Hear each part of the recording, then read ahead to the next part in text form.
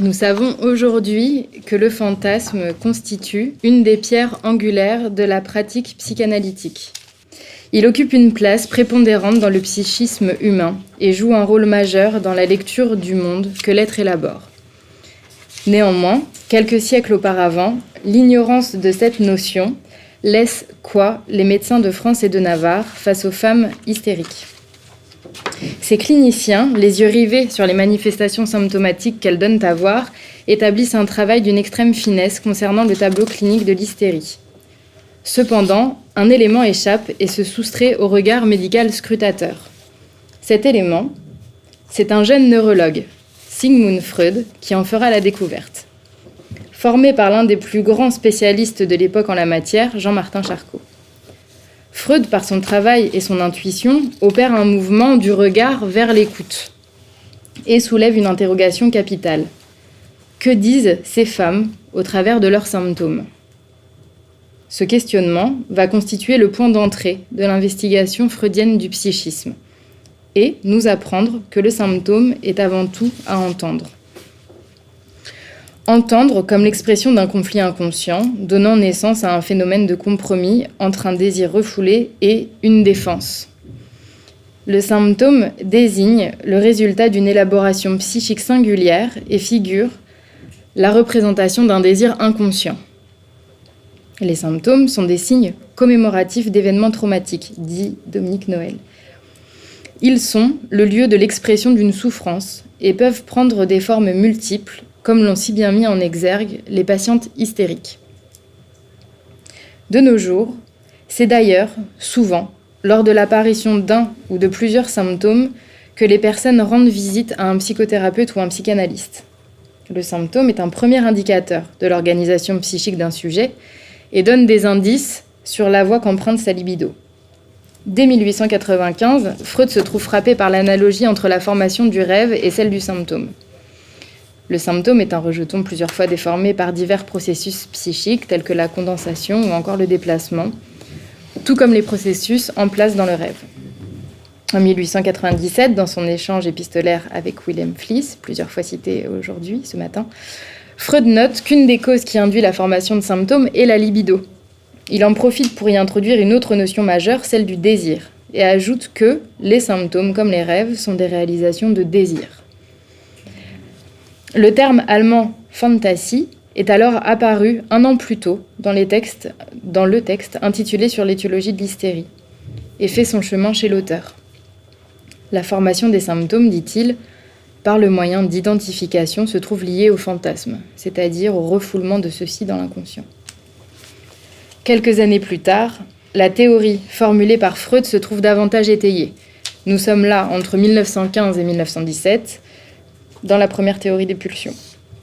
Le psychanalyste nous renseigne sur l'existence d'un lien qu'il devinait déjà entre le symptôme d'un être et son fantasme. Nous voici à sa 23e leçon d'introduction à la psychanalyse, les voies de la formation du symptôme. Après une brève introduction dans laquelle il indique se placer du point de vue du profane pour exposer sa conception, il dit « Nous savons déjà que les symptômes névrotiques sont les résultats d'un conflit qui s'élève au sujet d'un nouveau mode de satisfaction libidinale. Les deux forces qui se sont désunies se rejoignent de nouveau dans le symptôme, se réconciliant pour ainsi dire grâce au compromis qu'est la formation de symptômes. L'un des deux partenaires du conflit est la libido insatisfaite, repoussée par la réalité, qui doit désormais chercher d'autres voies de satisfaction.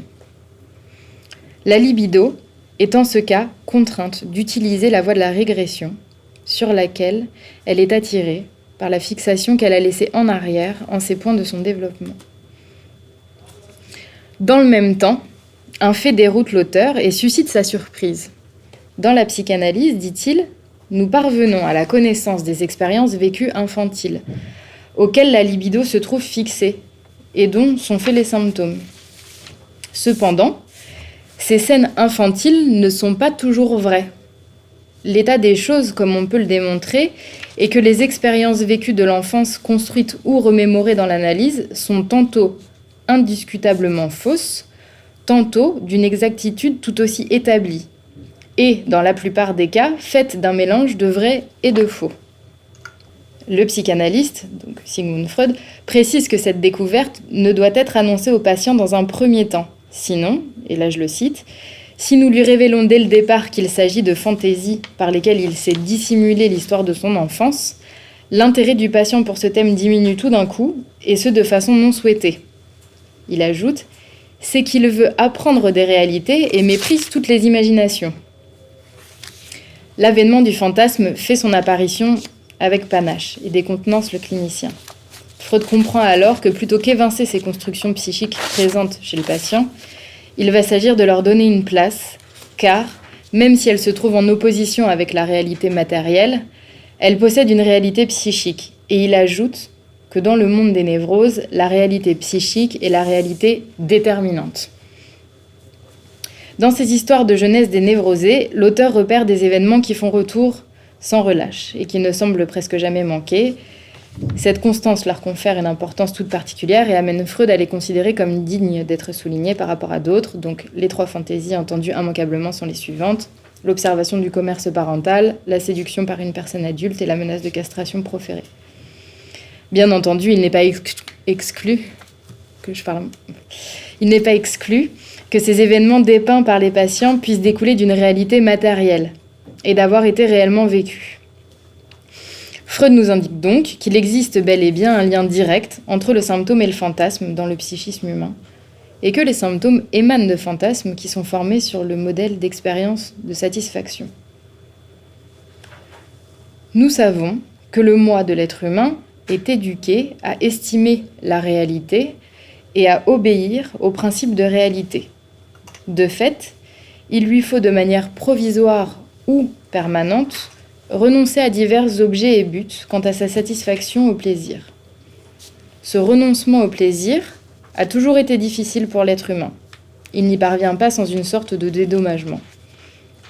Ce dédommagement, comprenons-le, constitue le fantasme. Dans l'activité de fantaisie, l'homme continue de jouir de la liberté à l'égard de la contrainte externe. Une liberté à laquelle il a depuis longtemps renoncé dans la réalité effective. Il est parvenu alternativement à rester un animal de plaisir et à redevenir ensuite un être de raison. Quelques mots, cette fois, à propos de Jacques Lacan, qui considère quant à lui le fantasme comme appartenant aux différents registres imaginaires, symboliques et réels. Pour Lacan, le fantasme est un scénario qui se place du côté de l'entendu. Lorsque Freud parle de fantaisie au pluriel, comme un scénario imaginaire, Lacan lui évoque au singulier, comme une logique dont l'écriture est la suivante. Sujet divisé, poinçon, fétita. Comme ça. Pour Lacan, le fantasme... Merci, monsieur Legault. Le fantasme n'est pas une construction, un scénario sexuel imaginaire ou une rêverie, mais une logique, un montage. Le sujet est divisé par le langage et noué à l'objet petit a dans un nouage symbolique, imaginaire, qui le protège de l'horreur du réel et détermine un type de jouissance particulier en lien avec les objets petit a réels qui sont au nombre de 4. Le sein, les fesses, la voix et le regard. Freud attribue au fantasme une double fonction, l'une défensive barre l'accès à la scène originaire et à l'origine des symptômes, et l'autre permet de reconstruire la scène originaire elle-même. Cette double fonction du fantasme se résume chez Lacan de la manière qui suit. Le réel est ce qui supporte le fantasme est ce qui protège le réel. L'hypothèse de ce lien prégnant entre le ou les symptômes d'un être et son ou ses fantasmes, selon si nous utilisons la formule freudienne ou lacanienne, est soutenue par la pratique clinique quotidienne. Pour conclure, même si, dit Freud, la suppression des symptômes est loin d'être un synonyme de guérison, le déchiffrage de celui-ci est généreux d'apprentissage sur la vie fantasmatique d'un être.